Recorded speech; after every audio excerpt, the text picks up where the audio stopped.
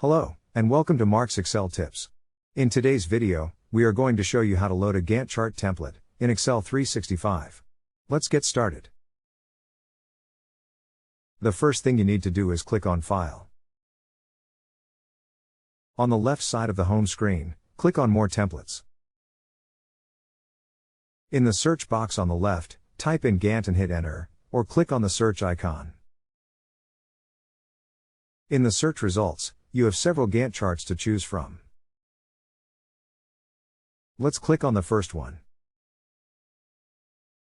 In the window that opens, Excel tells you all about this Gantt chart, and what it can be used for. To view the other Gantt charts that are available, click on the right arrow. You can use the right and left arrows to scroll through the different charts until you find the one that is best for your project.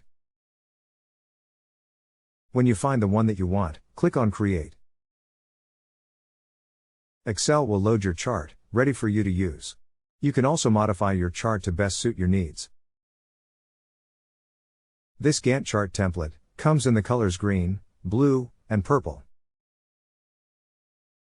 By clicking on the different cells in column A, you will find instructions for using this Gantt chart.